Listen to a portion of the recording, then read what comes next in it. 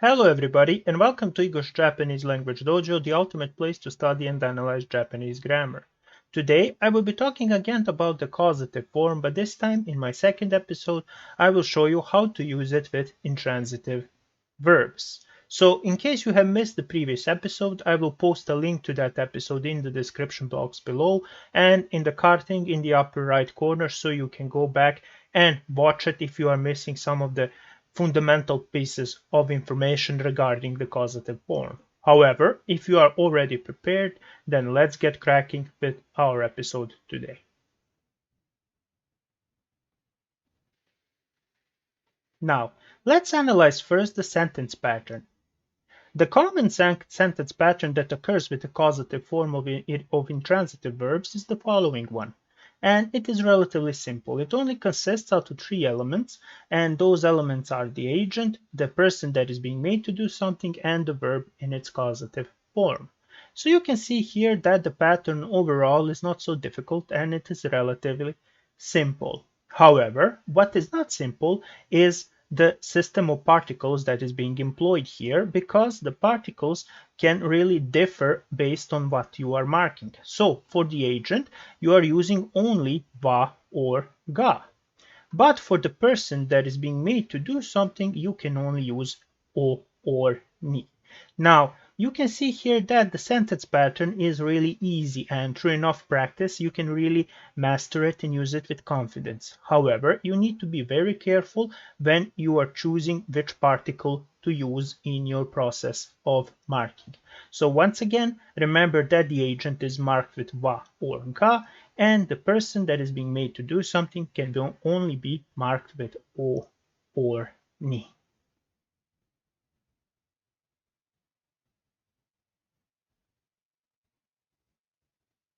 Now, let's see another section of the video which includes a set of useful additional pieces of information that will help you in determining which particle to use when you are marking a person that is being made to do something.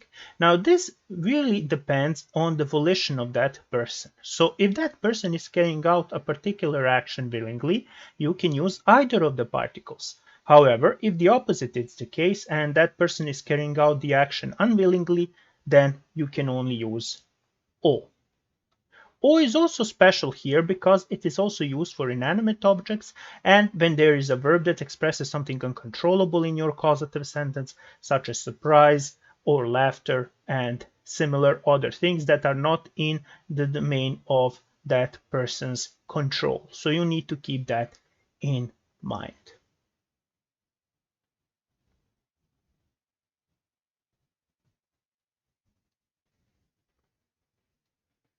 Now, let's see some examples when we are using the causative form of intransitive verbs. Our first example is a simple one, and I will be keeping these examples simple simply because, again, the point of this video is to show you how to use the causative form. So the sentence goes as follows. Sensei wa gakusei o hashiraseta. The teacher made the students run.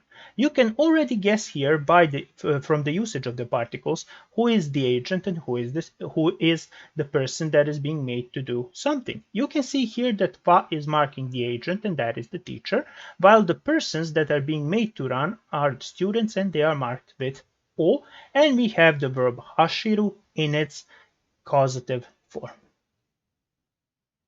Now, the second example also follows everything mentioned in the first example, and it goes as follows.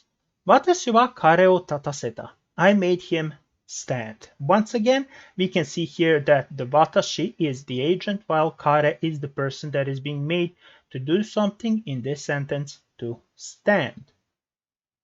And our final example is a little bit more complicated, but it is also in the same time simple. Kobayashi-san wa tomodachi o party ni ikaseta. Mr. Kobayashi got his friend to go to the party. As you can see here, once again, we have here wa being the one that is determining the agent of the action, while o is determining the person who is being made to do something. And you can see once again that the verb iku here is in its causative form. So all in all, this section of the video shows you that the particles are really the most important thing that you need to remember when you're using the causative form of intransitive verbs, because they are simply vital to establishing that sort of hierarchy that is required in these types of sentences. Otsukare-sama deshita, my dear Shokun, and thank you for watching the second episode on the causative form. I hope that you have learned something from this episode, or that at least I have been able to answer some of the questions that you have regarding the causative form when it is used with intransitive verbs. So, I hope to see you again in the dojo next time, and I thank you for watching. Sayonara!